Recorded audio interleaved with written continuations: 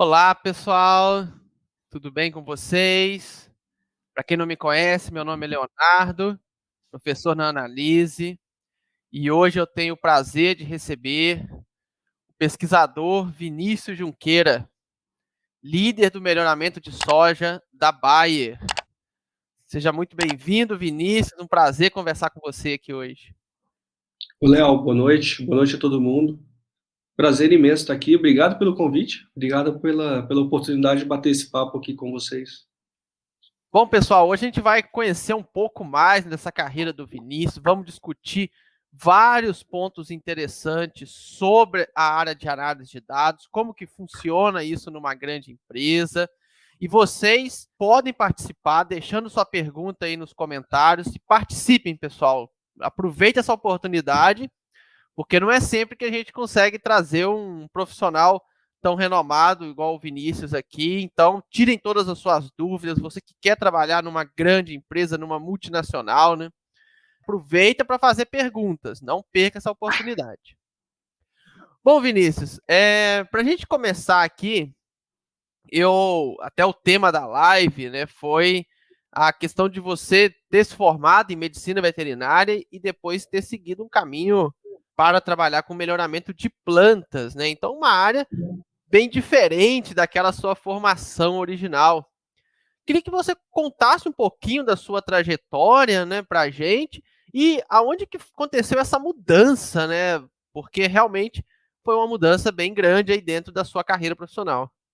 Sim, não, legal. E a pergunta é muito boa, Léo. Uma boa pergunta para começar a conversa. E é uma pergunta que o próprio RH da Bayer já me perguntou várias vezes sobre essa trajetória, tá? Bom, então, como o Léo falou, eu sou formado em medicina veterinária, me graduei em Brasília, da UNB. Atuei um tempo como médico veterinário, até realmente decidir, né, tomar a decisão aí de fazer um mestrado e depois um doutorado na área de genética e melhoramento. Eu acho que parte da influência de ter me movimentado para melhoramento genético durante o mestrado e doutorado veio principalmente durante a minha época de graduação, que já tinha alguma atuação, já tinha uma interação com projetos de iniciação científica durante a veterinária, então já estava sendo exposto né, no início aí, mas tendo alguma exposição já à pesquisa básica, mas já começando a entender um pouco mais sobre metodologia científica, sobre todos esses conceitos que a gente fala bastante hoje em dia, né, sobre ser curioso, sobre procurar perguntas e observar bastante até situações do dia a dia mesmo, né? Bom, aí durante o meu mestrado e doutorado, como veterinário, comecei o meu mestrado e doutorado na área de genética e melhoramento, trabalhando com um grupo de melhoramento animal em Viçosa e desenvolvendo a pesquisa junto com um grupo de pesquisadores lá da Embrapa Pecuária Sul, em Bagé, bem distante de Viçosa, mas um grupo que eu sou muito feliz em ter tido a oportunidade de trabalhar junto, porque fiz grandes amigos em Bagé, fiz grandes amigos em Viçosa, e ali eu tive a oportunidade de trabalhar e aprender muita coisa dentro dessa área de genética e melhoramento. Até então, no início do meu mestrado, Léo, teve um aspecto muito voltado com o melhoramento animal. E eu terminei sendo exposto à área de melhoramento de plantas por começar a fazer interações, conversar com pessoas, estudantes, professores, pesquisadores do laboratório da Universidade Federal de Viçosa, inicialmente, lá no laboratório do professor Leonardo Bering. E foi ali que eu comecei a enxergar que muitas das coisas que a gente, naquela época, estava trabalhando em melhoramento animal, faziam super sentido também ser aplicadas e implementadas em melhoramento de plantas. Foi naquele laboratório interagindo com vários professores, né, e vários estudantes de mestrado e doutorado que eu comecei a desenvolver minhas primeiras pesquisas em parceria com o time de melhoramento de plantas. Meu primeiro artigo, na verdade, veio ali daquele laboratório junto com o professor Leonardo Bering, junto com você também, né, Léo? E ali eu comecei a enxergar muitas possibilidades, não só na área científica, mas também na área profissional, né? Naquele momento eu ainda não pensava em um trabalho na indústria, numa indústria multinacional, como é o caso da Bayer, mas já estavam muito visíveis as aplicações que poderiam ser feitas de metodologias, técnicas do melhoramento animal em melhoramento de plantas. E o que aconteceu na sequência, já durante o mestrado mesmo, foi que essas parcerias foram aumentando, né? Essas interações com o grupo de melhoramento de plantas foi aumentando. E aí, durante o meu doutorado, eu tive a oportunidade de passar um tempo na Universidade da Geórgia, trabalhando com a Daniela Lourenço e o Ignacio Mistal, ainda muito ainda envolvido com melhoramento animal naquele momento, pensando principalmente em metodologias, em algoritmos, em programação.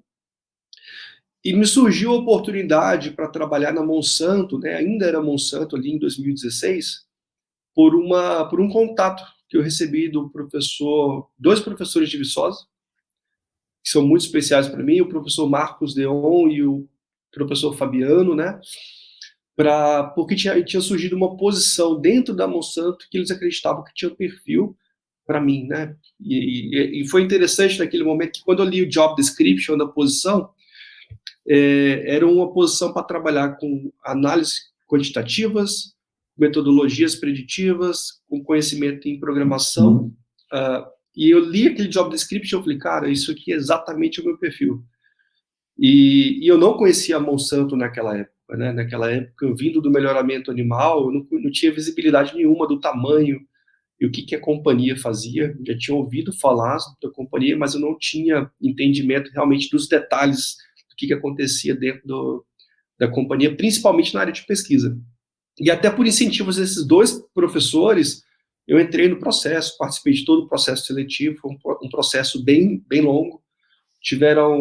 Foram 6 entrevistas no total, das 6, 2 eram em inglês. Então, um processo longo que aí realmente eu comecei a entender como aplicar todo aquele conhecimento que eu tinha, que eu fui aprendendo durante mestrado e doutorado, muito ainda na área de melhoramento animal, mas aplicado, direcionado para melhoramento de plantas. Então, Léo, se eu puder explicar, assim, resumidamente, como que eu fui parar no melhoramento de plantas, não foi uma coisa muito planejada, mas foi uma oportunidade que foi me surgindo ao longo do tempo, desde o mestrado, e que eu quis assumir esse risco aí de me expor em uma área nova para mim, aprender mais sobre a biologia de plantas.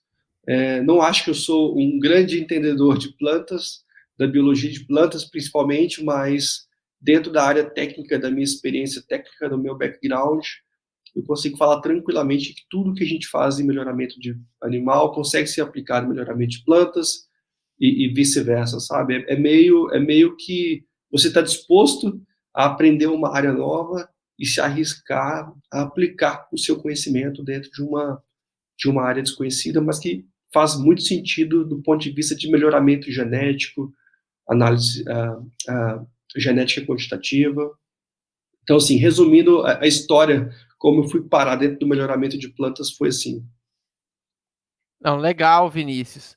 E não sei se você concorda, né, mas acredito que essa oportunidade surgiu para você principalmente porque você conseguiu desenvolver habilidades muito fortes, né, de análise de dados, né? Não sei se você enxerga dessa forma. Talvez se naquela época você não tivesse essas habilidades na área de análise de dados, de programação, você não teria tido essa oportunidade. Não, faz sentido sim, Léo. Eu, como veterinário, como um bom veterinário que eu era, né? Como um bom veterinário que eu sou, a gente não sai muito bem formado na área de exatas. E quando eu comecei o meu mestrado, meu doutorado, eu terminei sendo exposto lá em Viçosa em várias disciplinas da área de exatas, né? Que a área de melhoramento tem muita questão associada com cálculo, metodologias analíticas, estatísticas, né? E ali foi onde eu comecei a realmente ser exposto a essa área e gostei. Eu gostei bastante, tanto que fiz várias disciplinas, participei de vários cursos e treinamentos dentro da universidade, mas em outras universidades também na área analítica. E ali eu comecei a realmente gerar uma paixão muito grande por essa área. A área de programação, ela veio principalmente com o tempo que eu venho trabalhando, que eu trabalhei junto com o Fernando Cardoso na Embrapa. Ele, naquela época, durante o meu mestrado, ele me deu a oportunidade ali de, entre aspas, me desafiou positivamente falando, para aprender também. Naquela época já se falava um pouco de R, bem diferente do R que a gente tem hoje, né? Hoje tem muita coisa pronta, já há muitos pacotes. Naquela época não tinha tantos pacotes assim. A gente está falando aí de 2013, tá? A gente está falando de praticamente 10 anos atrás. Então, muita coisa precisava ser criada ainda para facilitar as análises e os trabalhos que eram desenvolvidos, né? Então, várias funções, questões relacionadas com lógica de programação, não tinha um conteúdo tão grande, extenso e bom quanto a gente tem hoje. Hoje é muito fácil e muito simples ter acesso à informação, né? Está aqui a análise para mostrar que isso é verdade, né? Existe uma companhia brasileira aí ajudando o desenvolvimento dos profissionais brasileiros dentro dessa área.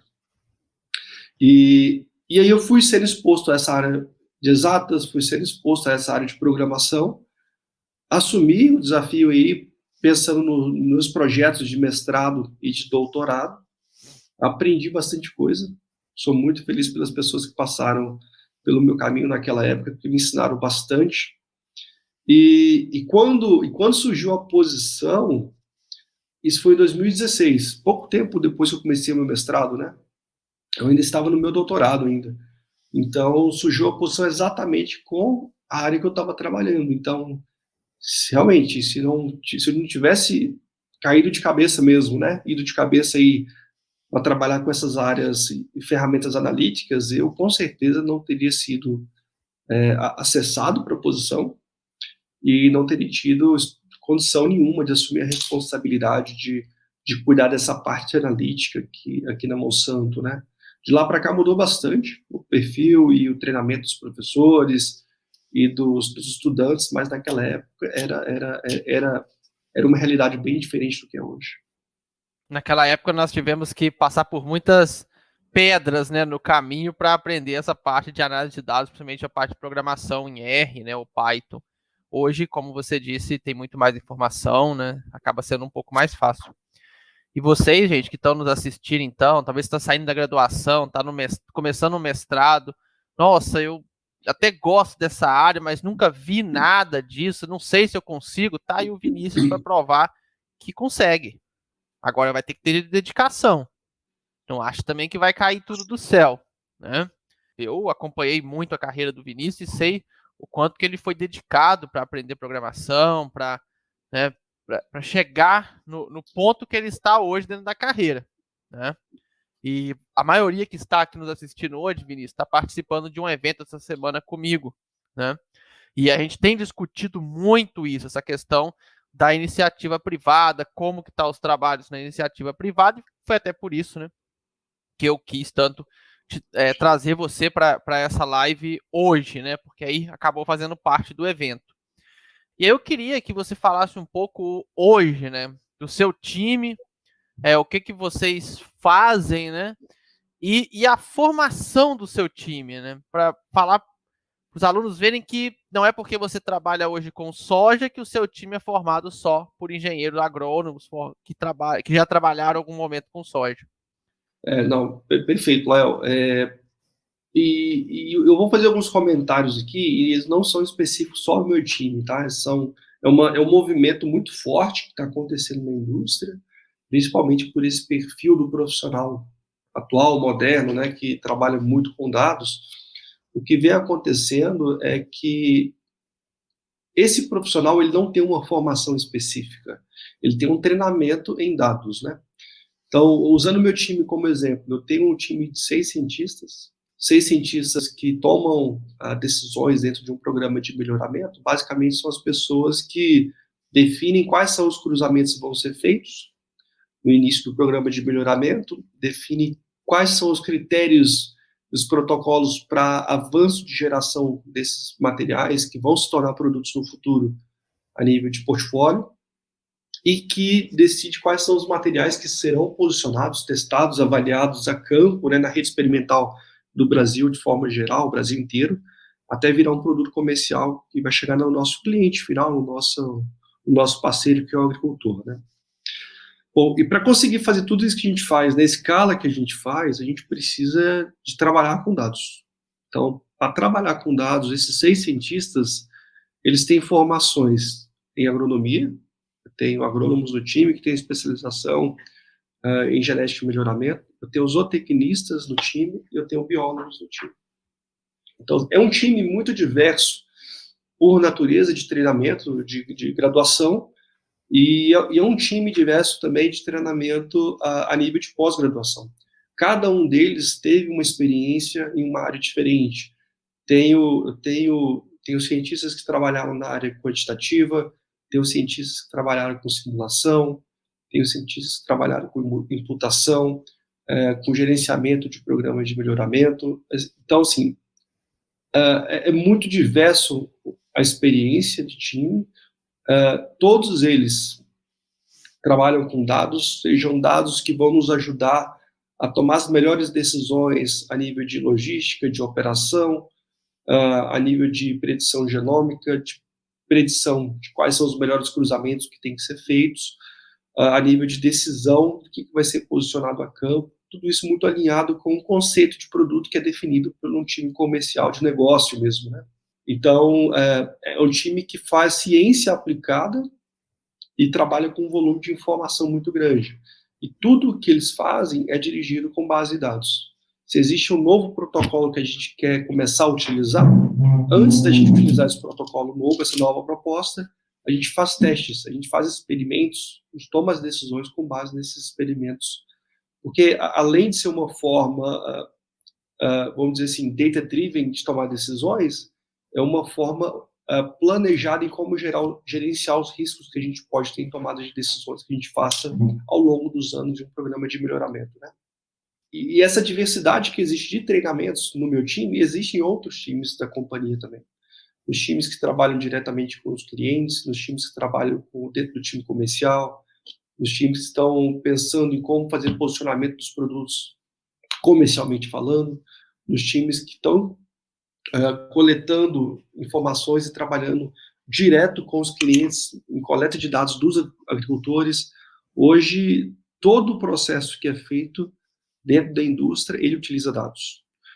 Alguns dados são de forma mais automatizada, outros não, mas todas as decisões, elas são feitas, dirigidas por informações que a gente gera no dia a dia, dentro de um programa de melhoramento, mas também fora, o que acontece direto no cliente, né?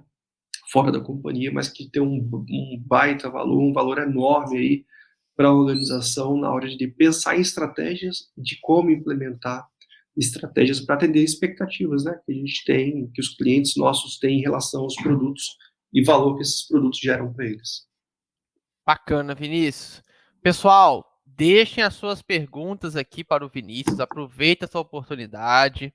Que vocês, alguma curiosidade que vocês queiram, é claro, dependendo do que for, ele não vai contar para vocês qual é o cultivar de soja que vai ser lançado, a variedade, isso ele não vai, mas curiosidades que vocês tenham, gente, não percam essa oportunidade.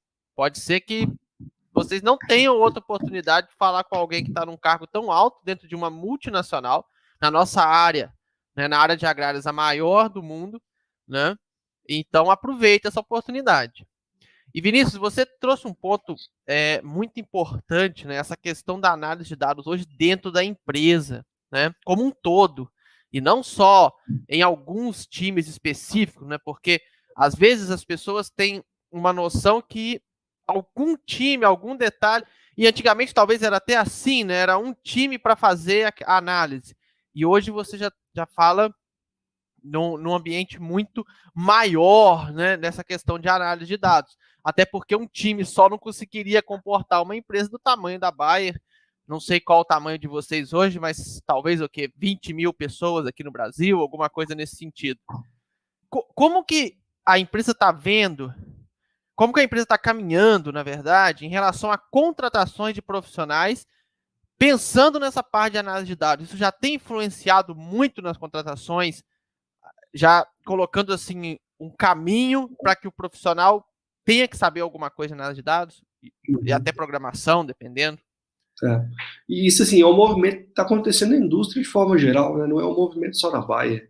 Eu acho que a habilidade em utilizar os dados para tomar decisão é uma competência muito importante hoje e vai passar a ser muito importante no futuro.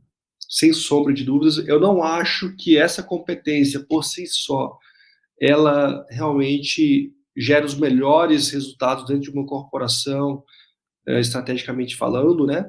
Acho que existe uma série de componentes ali que fazem com que as decisões sejam bem feitas.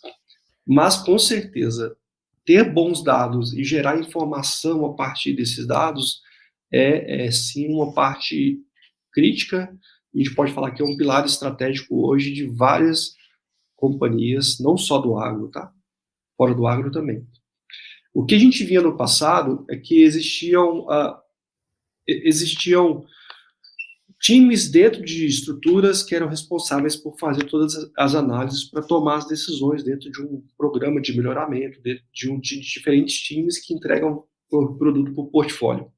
O que a gente tem visto hoje é que a demanda tem sido tão grande que essas estruturas têm se convergido para se tornarem estruturas maiores, que esses profissionais passam a ser uma parte integrante do time. Tudo depende do momento da empresa, tá? De diferentes companhias de diferentes tamanhos vivem diferentes realidades. Então, dependendo da realidade da companhia, faz muito sentido esse profissional estar integrado dentro de um grupo diverso, mas tem outras companhias e outros momentos que faz muito sentido esse profissional estar integrado dentro de uma estrutura data, que essa estrutura data suporta toda uma organização. Depende do momento da companhia, depende do tamanho da companhia e depende do investimento da companhia para conseguir definir qual que é o modelo de negócio que faz mais sentido para profissionais na área de data.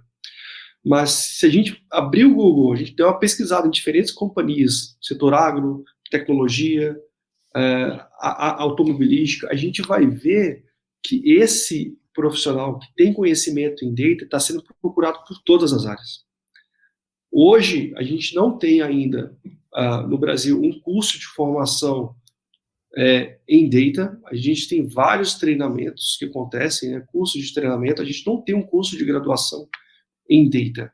Isso faz parte de vários cursos de graduação diferentes. Ponto importante, Vinícius, desculpa te cortar um pouquinho, né? Você falando aí da parte de graduação, e há pouco tempo atrás, ainda nem lançamos esse podcast, mas eu entrevistei um professor de Campinas, que ele falou que existe um processo dentro da Universidade Federal, da Universidade de Campinas, para lançar um curso de Data Science, mas esse processo é muito demorado e, assim, provavelmente nos próximos 10 anos nós vamos continuar sem ter esse curso ainda. Porque todo mundo quer, existe uma briga entre aspas, claro, hoje é o que está na moda, então todo mundo quer puxar esse curso para dentro da sua área, e eles, né, vai ser algo demorado ainda essa discussão, segundo ele, né? Isso é uma realidade não é só Brasil não, tá, Léo? Isso é realidade do mundo, tá? A gente olha as universidades, as maiores e mais renomadas do mundo, também não tem esse curso. A gente tem, sim, cursos que trabalham áreas específicas dentro de Data Science. Data Science é uma área muito grande. Ela vai desde a área de profissionais que vão estar atuando ali na parte de modelagem, a pessoas que vão trabalhar com desenvolvimento de algoritmos, otimização de algoritmos, base de dados, engenharia de dados, automação de processos de infraestrutura. Assim, Data Science, pela natureza, é uma área muito grande. Isso é até legal, Vinícius, de você trazer, né? Às vezes, pessoal, esse é um ponto importante que o Vinícius trouxe, tá? Às vezes a gente vê aí muitos cursos falando na internet, né? Falando, torne-se um Data Science dentro de, sei lá, 3 semanas, 4 semanas. Cara, não sei, eu acho impossível isso acontecer. Porque, igual o Vinícius está falando, Data Science é uma área muito grande. Quem está fazendo aí o meu evento, a gente está falando de ciclo do experimento, pegando toda a parte de experimentação, aquilo ali é um pedaço dentro de um mundo muito maior que tem toda a parte de engenharia de dados, automatização de sistemas, que eu nem entro nisso com vocês, né? Então, só para aproveitando aqui o ponto que você trouxe, Vinícius. E assim, quando a gente pensa nessas áreas todas, Léo, a gente também pensa em diferentes profissionais, né? A gente pode pensar em diferentes job descriptions. E aí, de novo, dependendo do tamanho da companhia, a companhia suporta ter profissionais específicos para cada uma dessas áreas. Então, se a gente pega, eu vou usar o exemplo da Bayer aqui, né, uma mega companhia multinacional em vários países, Então, a gente tem uma estrutura para ter profissionais que cuidam de áreas específicas dentro de Data Science, e eles atuam não somente dentro da área de breeding, tá? Atuam em várias áreas da companhia. E a gente tem essa possibilidade. Quando a gente vai para uma companhia, uma indústria, uma empresa menor, muitas das vezes o mesmo profissional tem que atuar em diferentes áreas. E aí a gente começa a procurar, né, ter profissionais que são mais generalistas dentro da área de data science ou mais especializados. Tem espaço para todo mundo no mercado, viu, pessoal? É uma área muito grande, é uma área com carência de profissional. Eu consigo falar para vocês com bastante tranquilidade sobre isso, porque há pelo menos 4, 5 anos eu venho fazendo vários processos seletivos, aí, entrevistando várias pessoas na área, e é uma carência muito grande desse profissional, não só Brasil, tá? Isso é realidade também dos Estados Unidos, de Europa, de Ásia. Isso está acontecendo, é um movimento muito forte que o desenvolvimento dos profissionais não está acompanhando a demanda que existe no mercado. Esse é um ponto bem importante. Primeiro eu vou ler aqui o comentário do Aparecido, vou colocar aqui na tela para gente. Doutor Vinícius, boa noite, prazer estar contigo e com o doutor Leonardo. Com relação ao software R, como foi o seu início e evolução? Suas dificuldades, superação com o programa? Grande abraço e obrigado. Uma excelente pergunta. Como é que foi aí, Vinícius, seu início com o R, né? Quando aconteceu? Interessante. Quando eu comecei a ser exposto ao R, eu conheci o R quando eu fui trabalhar na Embrapa, Pecuária Sul, com o Fernando Cardoso e o time dele daquela época no laboratório, lá no LabGen.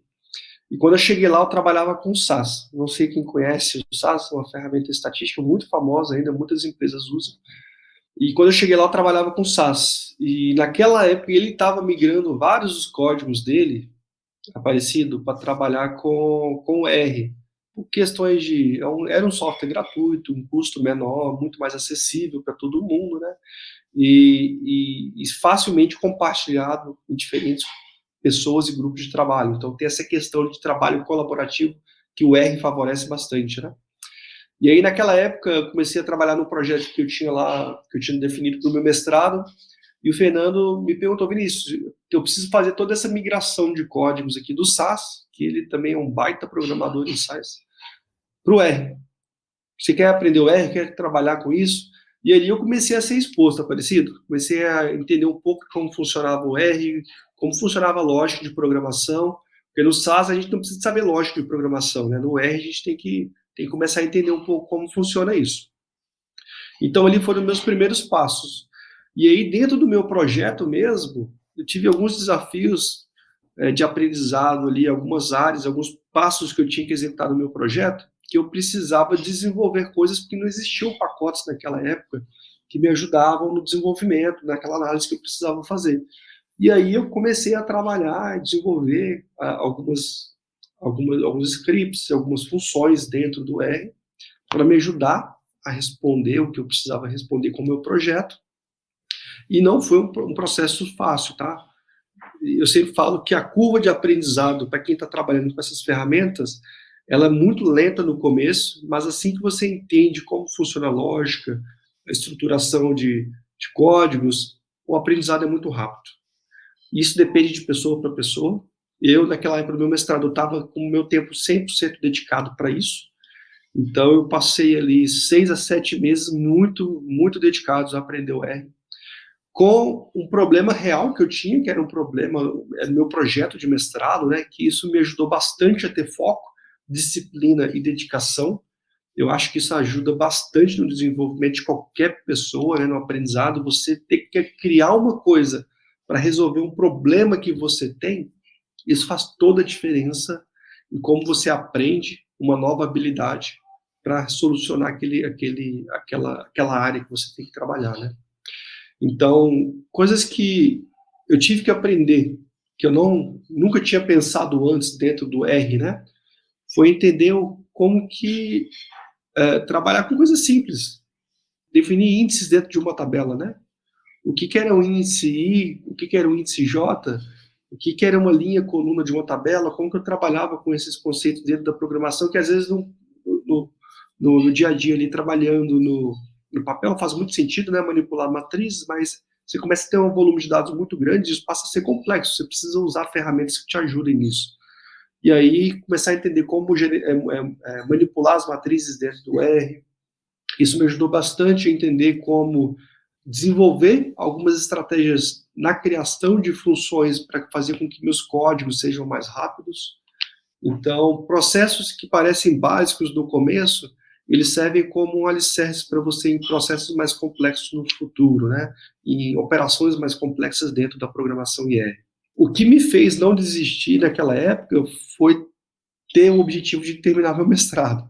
Então, eu tinha que desenvolver meu projeto, eu queria entregar um resultado legal, eu queria publicar os meus artigos do mestrado, e eu tinha pessoas que estavam ali próximo de mim, no laboratório, e uma rede de contatos legal para aquela época, que também conheciam, sabiam diferentes níveis de R, né, de programação, que foram dando os passos iniciais. Os primeiros passos foram bem difíceis, simples, mas muito difíceis no começo, porque não era uma coisa que eu estava acostumado a pensar. Na sequência, eu comecei a trabalhar com questões associadas com loops, tá? Os fors e outras programações são os do's, mas que, assim que você entende como funciona a lógica de construção, é um conceito simples, mas que no começo leva um tempo para você entender como fazer as iterações acontecerem de uma forma estruturada e de uma forma correta, né? Mas eu acredito que, depois de passar por todo esse aprendizado aí, que eu falo que são 10 anos nessa área, né? Dedicação é muito importante, a curiosidade é muito importante, e ter disciplina com um problema real na sua frente ajuda bastante no aprendizado. Hoje, a gente tem muitos fóruns na internet que ajudam a gente a encontrar as respostas para os desafios que a gente tem na programação ali, né? Mas não era assim no passado. No passado era muita conversa, procurar respostas na internet. E eu não estou falando de muito tempo atrás, eu estou falando de coisa de 10 anos atrás. Era um desafio adicional que hoje quem está começando tem uma facilidade grande e muita disponibilidade de informação. Hoje tem como você pegar, principalmente para quem está iniciando, muita coisa já bem mastigada, né, para fazer, coisa que na época a gente não tinha. Tinha que enfrentar sozinho ali aquele mundo chamado R. Né? Hoje tem muito manual de curso, né, Léo, disponível. Sim, muita coisa. A gente entra na internet, digita, a gente tem vários tutoriais explicando de coisas básicas a coisas complexas. Uhum. Nem sempre é tão simples seguir, né? E a reprodução também, às vezes, não é tão simples. Mas a informação está disponível, é só uma questão de a gente buscar informação e realmente ter aquela dedicação ali, né, naquele aprendizado que acontece. No começo parece que é lento, mas assim que pega o jeito, entende como funciona a estrutura, dá para voar longe.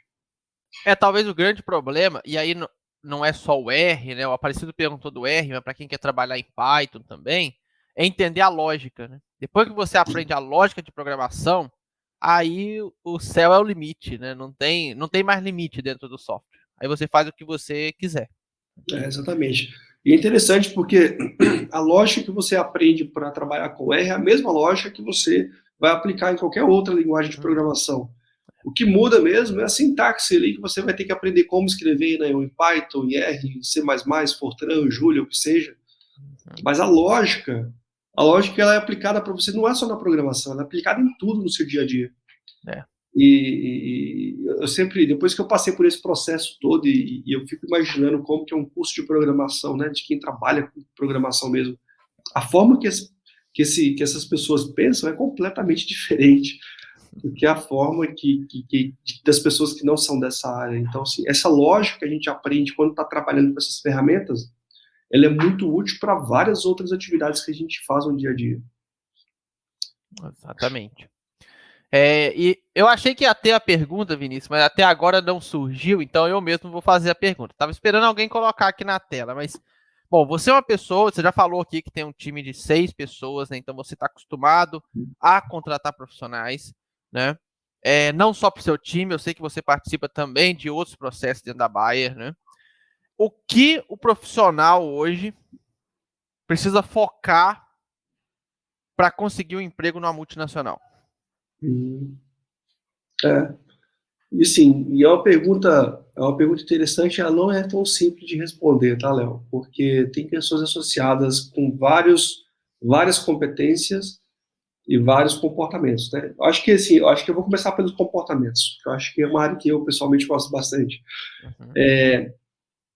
O que é inegociável hoje para trabalhar, não só em multinacional, para trabalhar com pessoas? É gostar de trabalhar com pessoas, né? Você gostar de conversar, de se comunicar, de você se colocar numa posição que você quer aprender e você quer ajudar. E e são competências e valores muito importantes para a Bayer, para nós. A gente trabalha hoje, o meu time é um time que entrega resultados aqui para a região, né, para o Brasil, para a América Latina. Mas é um time que é uma estrutura global. Então a gente trabalha com pessoas do mundo inteiro, o dia inteiro, com pessoas de diferentes culturas. Então trabalhar com pessoas e gostar de trabalhar com pessoas é uma competência muito importante para qualquer profissional moderno, principalmente, vamos imaginar o que a gente está vivendo agora depois pós-pandemia, né? Principalmente no cenário pós-pandemia, que o cenário de trabalho remoto virou uma realidade. Talvez a gente ainda não tenha muitos exemplos no Brasil de pessoas que trabalham para companhias remotamente falando, né, para companhias fora do país, mas a legislação trabalhista vai se ajustar, é uma necessidade. Hoje existe ainda uma questão que protege o trabalhador brasileiro de uma forma muito rigorosa e que não permite, de uma forma simples, ter um funcionário brasileiro, uma pessoa, um cidadão brasileiro trabalhando remotamente para uma indústria que está na Índia, por exemplo, na Europa. Né? Não é tão simples esse processo, mas vai ficar cada vez mais simples. E então isso cria um ambiente que a gente está trabalhando com pessoas de diferentes mentalidade, diferente experiência, diferente educação, diferente background, diferente cultura. Então, essa habilidade de trabalhar com pessoas, esse cenário diverso é muito importante. Pensando ainda em competências que eu acredito são muito importantes para qualquer profissional atual, moderno, ser curioso. Ser curioso é muito importante, porque isso faz com que a gente continue aprendendo, e a gente continua aprendendo, independente do nosso trabalho, a gente aprende para a gente, e isso vai te ajudar, não só nas suas entregas, mas na sua carreira também. E a carreira é uma coisa muito pessoal, né? Tem pessoas que querem se transformar em líderes técnicos dentro de uma área, tem pessoas que querem se tornar gestores de pessoas, e eu tenho pessoas que querem se tornar somente cientistas. Cada um tem um desejo de carreira diferente do outro. E para todas essas carreiras, uma coisa que é comum para todo mundo é a gente tem que continuar aprendendo como trabalhar com pessoas, com diferentes ferramentas, diferentes metodologias, e a curiosidade é o driver principal nesse processo de aprendizado. Então, só aqui já foram dois aspectos, né, muito importantes relacionados, que a gente chama com soft skills, né? Trabalhar com pessoas, se conectar com pessoas e de ser curioso. Eu vou falar um pouco de hard skills agora. Eu falei de soft skills, vou falar um pouco de hard skills e eu vou trazer um pouco mais para a questão de data, por ser um ponto tão aquecido na indústria e que termina sendo maior interesse para esse grupo que está participando aqui nessa conversa, né? Dentro da área de data, a gente tem várias áreas dentro que a gente pode estar atuando, né? A gente falou um pouquinho sobre diferentes áreas uns minutos atrás, mas eu vou estressar um pouquinho melhor cada uma dessas áreas. Dentro da área de data science, a gente precisa de pessoas que trabalham com modelagem, que consigam e que queiram aprender novos modelos para testar e implementar em diferentes datasets, em diferentes situações, para entregar diferentes resultados, diferentes produtos, diferentes soluções. A gente precisa de pessoas que gostam de trabalhar com visualização. Visualização é um aspecto muito importante em como a gente traduz toda uma informação complexa, uma predição, uma prescrição, um modelo de diferentes anos, de diferentes situações, em uma forma que a gente consiga tomar uma decisão de negócio, e não é tão simples fazer isso. Criar a visualização certa, para atender o público certo, de forma que te facilite contar a história que você precisa contar para entregar aquele produto, é uma habilidade que se desenvolve. Eu tenho pessoas da companhia que eu conheço que são exímios contadores de histórias com base em dados. Isso é um dom e dá para se desenvolver também. Isso faz muita diferença do ponto de vista de efetividade de comunicação e de efetividade de influência em tomada de decisões. É uma área grande que tem uma oportunidade muito grande para se explorar também, tá? Ainda dentro da área de Data Science, tem questões relacionadas com estruturação de base de dados, engenheiros de dados, né? Então, como se estrutura a base de dados está muito relacionado a gerenciamento de custos. Acessar a base de dados, cada vez que a gente acessa uma base de dados, pessoal, existe um custo associado a isso. Dependendo da estrutura dos dados, como está estruturado essa base, pode ser caro ou pode ser barato acessar essas informações e guardar essas informações. A gente tem profissionais que trabalham muito nessa área também. E processo de automação. Automação envolve skills de programação e envolve skills de trabalho e de ferramentas de trabalho em nuvem, né? Então, entender como conectar uma base de dados com um modelo, com um data source que vai vir de diferentes, vamos dizer, clientes, é importante para você conseguir criar um processo que ele tende a ser cada vez mais fluido. E a gente tem exemplo de várias ferramentas assim, né? AWS, Amazon, a gente tem vários outros sites de venda que tem uma estrutura de automação muito legal. Os carros autônomos hoje em dia, né? Tudo isso é um processo de desenvolvimento de automação que é complexo, que envolve diferentes peças, mas que também tem uma área muito grande, uma oportunidade muito grande para trabalhar nessa área, nas indústrias grandes, com certeza, do porte da Bayer.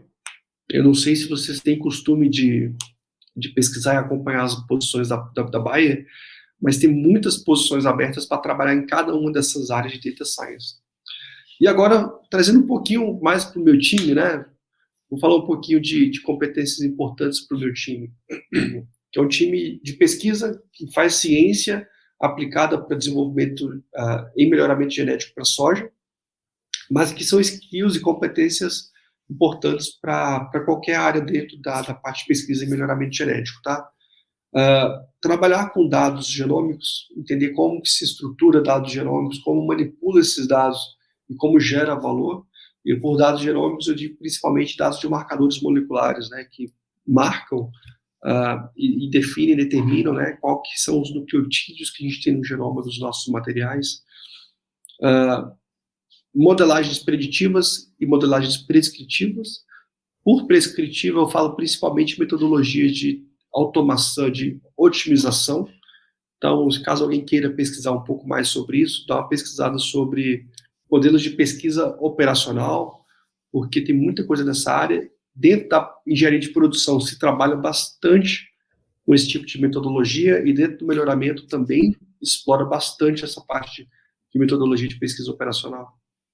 Bom, então assim, são diferentes competências e skills, Léo, que envolvem um candidato, né, um colaborador dentro da área de pesquisa, que vão desde competências relacionadas a soft skills, relacionamento no dia a dia, mas também skills aí relacionadas a hard skills de uso de dados, programação, e não é ser programador, é conseguir programar para resolver os problemas que tem que resolver, para conseguir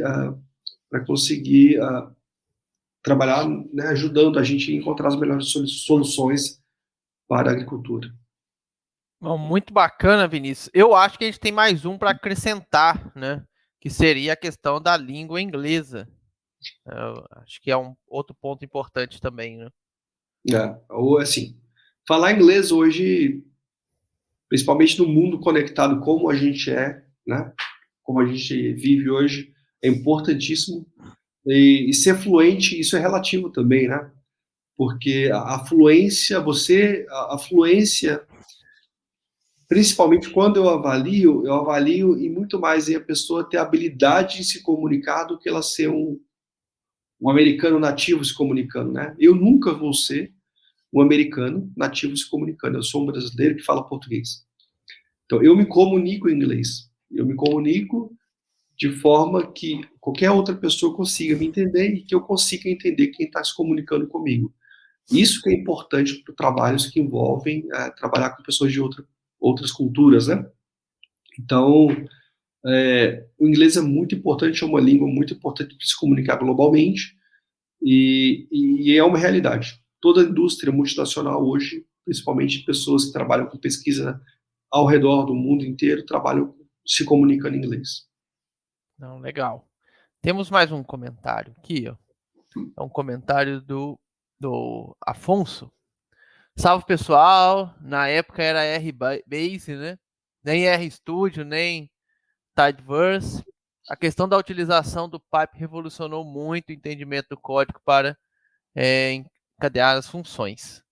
Um abraço, Afonso. Tem muito tempo que a gente não se vê, né? Verdade. Acho que a última vez que a gente se encontrou foi lá no laboratório, lá em Viçosa, do professor Leonardo Bering. Mas é isso mesmo, cara. Você lembra quando a gente começava a trabalhar no R, era uma tela em branco, né? Hoje a gente tem aí o RStudio com vários temas, o Tidyverse aí para ajudar a gente com todas essas concatenação aí de operações dentro da programação, das análises de dados. Então, facilitou bastante como a gente trabalha com essas ferramentas todas e a tendência é ficar mais fácil, né? Cada vez mais as ferramentas estão ficando mais, vamos dizer assim, amigáveis para os usuários, né? Não, legal, Vinícius. Nós estamos já chegando no final aqui do nosso bate-papo, pessoal. Quem tiver perguntas, coloquem aí. Não percam essa oportunidade. Já falei, né, no início, falo novamente, reitero, né? Porque é a grande oportunidade de vocês aí bater um papo com um líder, né, dentro de uma multinacional como a Bayer. Vinícius, e aproveitando aqui, né, para a gente meio que finalizar, né, aqui o nosso bate-papo, queria ouvir de você como que você vê o mercado né, de análise de dados, né, nos próximos anos, né? Como que você enxerga isso, estando dentro de uma multinacional, o que vai acontecer, se você acha que já estamos chegando num platô, se ainda vai crescer mais, talvez até cair, qual é a sua opinião em relação a isso? Eu acho que essa área vai continuar crescendo muito ao longo do tempo ainda. Ainda existe uma carência muito grande desse profissional no mercado de trabalho.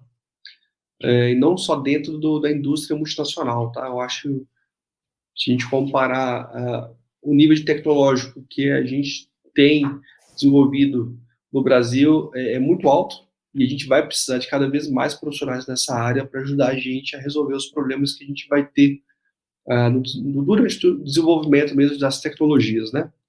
O que eu acho que vai acontecer nos próximos anos, se eu puder dar um palpite sobre isso, é que essa área de data science vai começar a ter uma estrutura mais bem organizada, as companhias vão começar a entender melhor o que é o perfil de cada uma dessas pessoas, desses profissionais dentro da área de data science, de forma que job description fique mais claro, questão salarial, de benefícios seja mais clara também para cada uma dessas posições. Quando eu converso com profissionais de indústrias e empresas menores do que a Bayer, ainda existe uma incerteza muito grande do que é esse profissional e como que ele contribui para o negócio, né? Que é um cenário muito diferente quando a gente avalia uma multinacional. Esse profissional, ele já é muito bem posicionado e a gente já tem muito bem claro o valor desse profissional.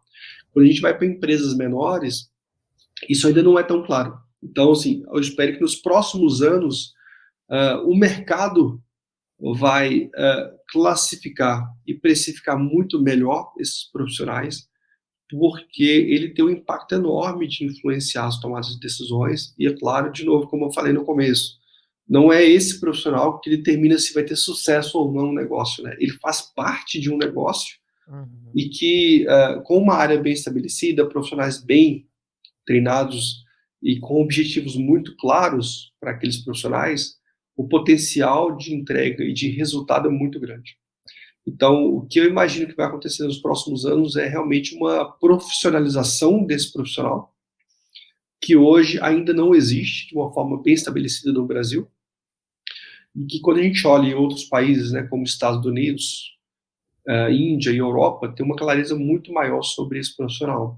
Então, é uma tendência que eu vejo que nos próximos 5 anos aí a gente vai estar num cenário bem diferente, e que esse profissional ele vai estar com certeza atuando em várias áreas da indústria, né? Não só agricultura, mas todos os setores da economia a gente vai com certeza ter esse profissional atuando de uma forma impactante para o negócio. Ou seja, meus amigos, grande oportunidade de emprego para todos que quiserem trabalhar nessa área.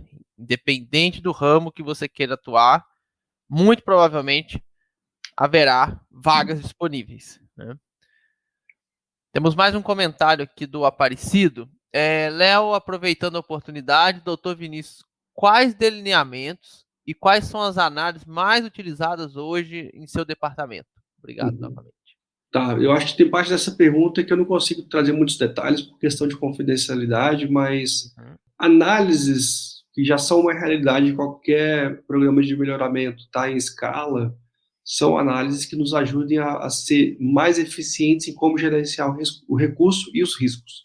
Exemplos, pessoal, avaliação genômica, né? Análise genômica é uma realidade de todo o programa de melhoramento para conseguir dar volume, escala, agilidade e gerenciar os custos.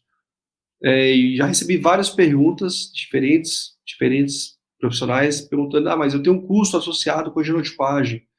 Você tem um custo associado com a genotipagem, que é muito menor do que um custo de uma parcela no campo. Então, como que a gente balanceia, né, entre genotipagem e fenotipagem? Eu não acho que um vai substituir o outro.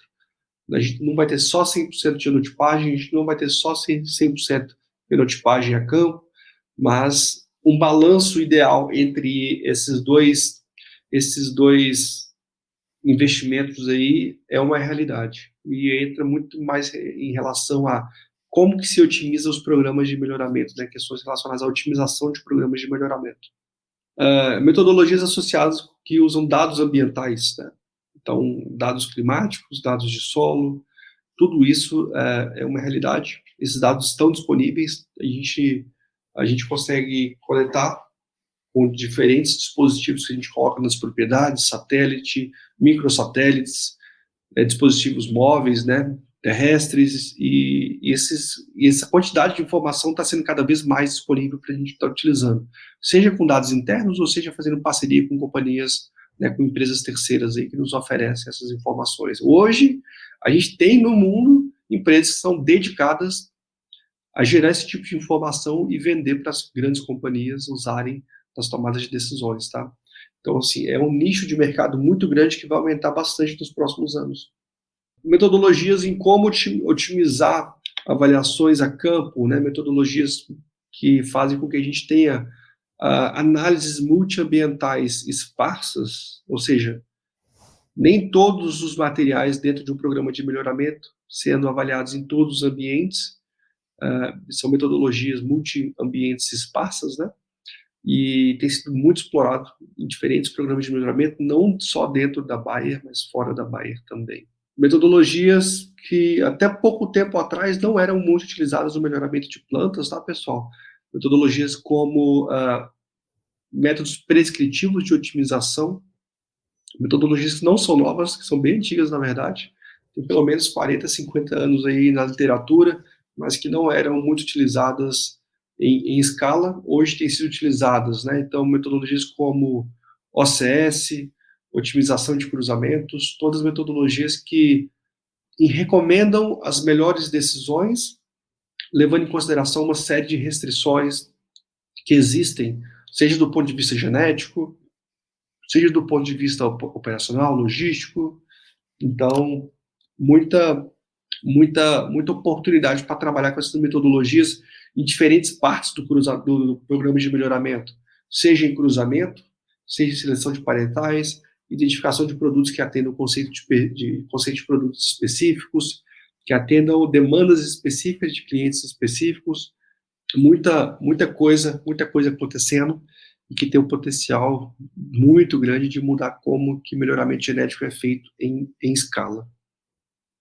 Legal, Vinícius. Muito, muito bacana. Pessoal, mais alguma pergunta para o Vinícius? Se alguém tiver, pode colocar aí. Enquanto a gente espera para ver se tem mais alguma pergunta, gostaria de agradecer, né, vocês que estão aqui participando conosco. Espero que vocês tenham aproveitado muito essa conversa com o Vinícius, né? Se você gostou da live, não deixa de deixar o seu like aí. Se você ainda não é inscrito no nosso canal, se inscreve também. Toda semana nós vamos ter live agora, tá? A gente já tinha, né? Toda quinta-feira às 20 horas nós temos live. Mas agora, pelo menos no próximo mês, eu vou cada semana convidar um profissional de uma grande empresa para estar aqui conversando conosco.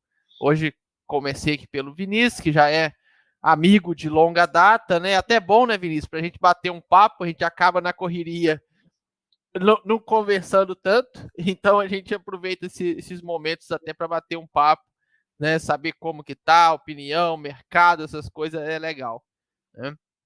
E te agradecer novamente, Vinícius, por disponibilizar aí. Falei com você bem em cima da hora, na verdade, em relação a essa palestra, e você se dispôs a participar, né? E eu acredito que foi de muito valor para todos que estão aqui nos ouvindo. Obrigado a você, Léo, pelo convite. Você sabe que é um assunto que eu gosto bastante de falar sobre, né? E estou disponível. Se tiver alguma dúvida, pergunta, o pessoal consegue me encontrar no LinkedIn. Meu perfil está lá sempre ativo, né? Vinícius Silva Junqueira. E tendo mais dúvidas, perguntas, querendo bater um papo, estou super disponível. Eu acho que é uma área que tem um potencial muito grande para crescer nos próximos anos. Dentro do meu time, 100% das pessoas trabalham com dados, todo mundo trabalha com dados para tomar decisões para o pipeline, tomar as decisões para o programa de melhoramento, desde a parte científica até a parte operacional, e é um caminho sem volta, não tem para onde ir mais. Agora, realmente, aprender a trabalhar com essas informações todas para conseguir um bom espaço aí no mercado de trabalho. Bacana, Vinícius. Então, pessoal, um abraço a todos e mais uma vez, muito obrigado a todos, muito obrigado, Vinícius. Vamos encerrando por aqui a nossa live, pessoal. Um abraço a todos.